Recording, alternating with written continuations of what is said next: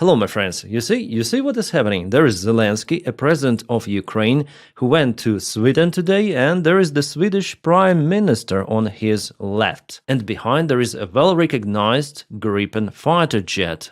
Awesome, fantastic airplane, especially the newest modification, which is called JAS 39 Gripen version E. So this E modification is the newest one. The fighter jet is made by Saab company, and Ukraine is willing to get around 150 of those units. From 100 till 150, it's the initial information we have obtained from this meeting. So blue and yellow help blue and yellow, and you might say it's the fantastic news.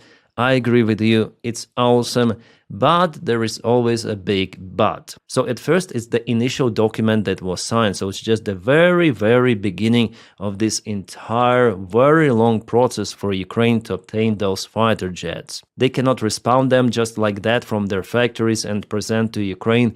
It is physically not possible. Yeah, by the way, we have those pictures tweeted by the Sweden embassy in Ukraine, kind of the funny meme pictures. Everything is awesome around those news, except that Ukraine will have to wait years and years even for the first delay of the first airplane. While Zelensky was more optimistic about Gripens, he stated that maybe Ukraine might obtain those the next year, but again it is not possible, and the Swedish Prime Minister confirmed that. He stated that Ukraine might obtain the first aircraft from this contract not earlier than in 3 years. 3 freaking years. And you know, I tend to trust the Swedish Prime Minister because he knows his own country production capabilities. So it's absolutely not the immediate support of Ukrainian military, Ukrainian aviation. Yes, Ukraine needs fighter jets as well as lots of the other systems. And who knows what it could be in 3 years then Ukraine start to obtain those airplanes. Yeah, for now the situation on the front lines is mostly standstill with just minor fluctuations. Yeah, Russia has initiative mostly, but they do not move that fast as they used to. So there could be still the military confrontation in Ukraine, Russia-Ukrainian war, and I expect it to continue. That's why, yeah, after all, this contract is good for Ukraine, but again, just for you to understand, it is not decisive for Ukraine right now and even in a middle range perspective. Gripen is very effective, so it's in Swedish Air Force, Brazilian Air Force, South Africa and Hungary. You see that number built is 300 of the airplanes, quite a lot, but they want to produce way more, and the Ukrainian contract will be the biggest one, potentially. The good thing about this aircraft that it is more modern compared to F-16. Well, Ukraine actually has some of the advanced modifications of F-16, some of them, not all. But Gripen's Eco modification is after all better, more modern. It's very versatile, multi-purpose jet, but the price of it is quite high. Well, it's still lower than F-16. For the used one, I think it's 40 up to 50 million, but for the new one, roughly 150 million. So the total price of this contract just for the airplanes is roughly $22.5 billion.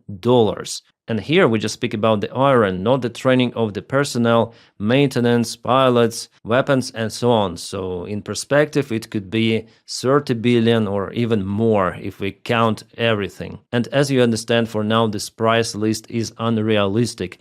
And Sweden just cannot give those airplanes, produce and give them to Ukraine, unfortunately. We live in this modern-day capitalismus, I think, after all, luckily. And for every sort of the job, for every sort of the production, there should be a payment. And can Ukraine pay $30 billion?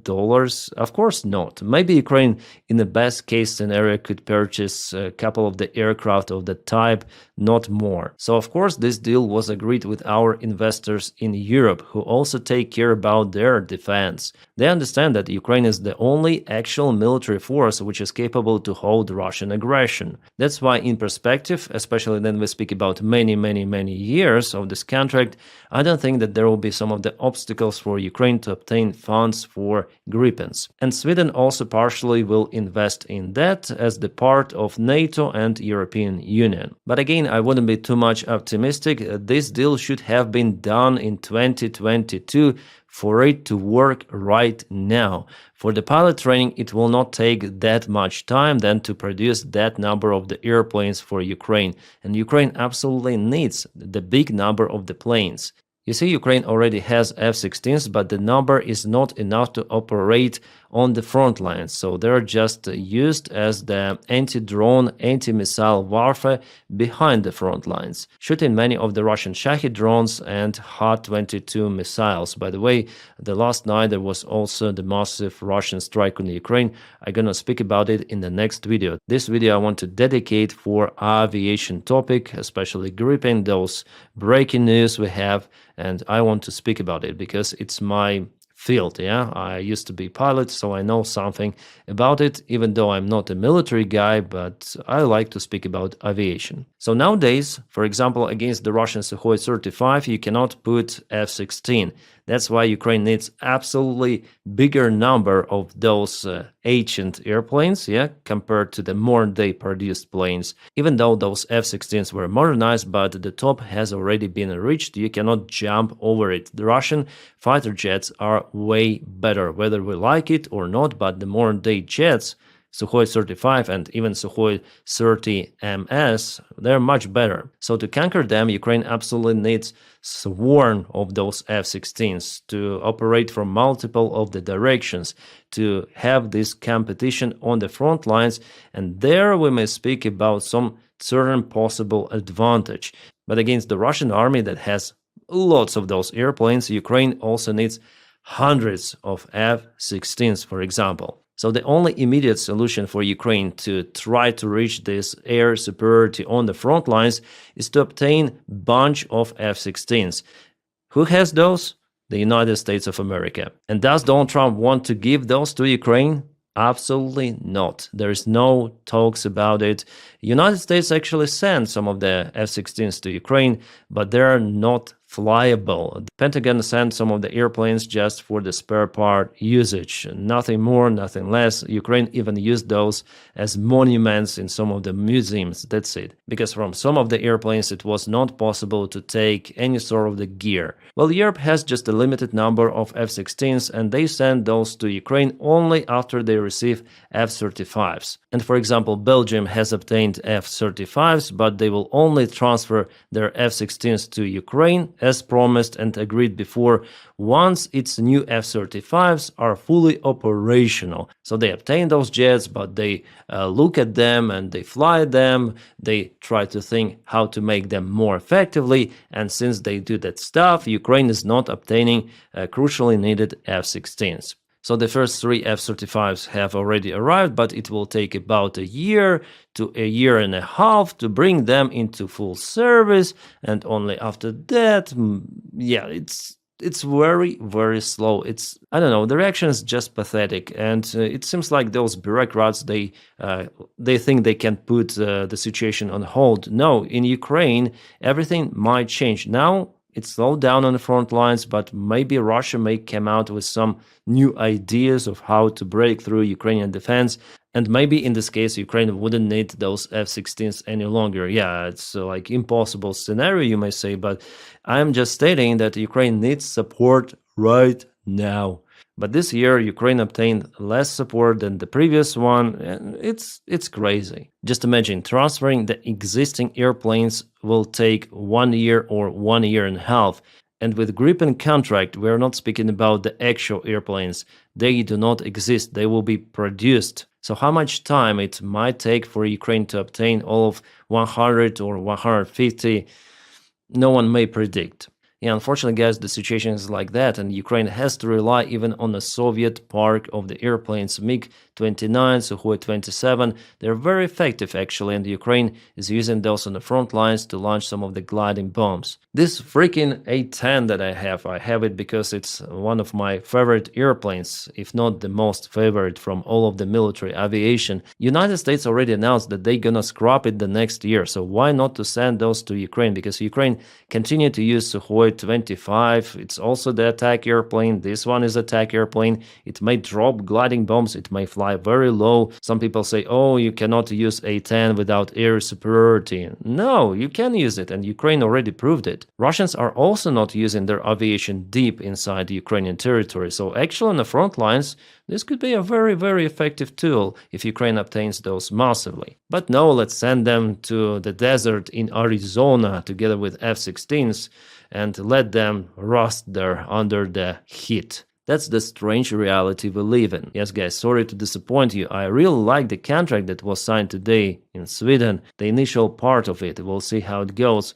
But in general, the situation with military support for Ukraine, it's not good. Not good at all. Ukraine should obtain those fighter jets like F-35, the best of the best, to conquer Russian army.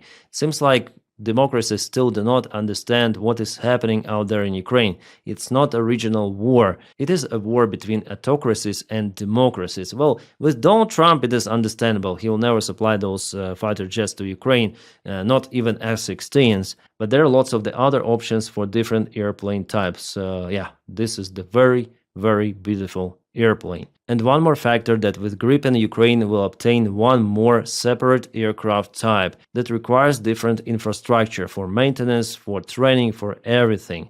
In Ukraine, it's already Soviet aircraft, F-16, Mirage 2000, will be Gripen, yeah? As it happens with the ground forces in Ukraine, there is no any sort of the unification. We fight with what we obtain.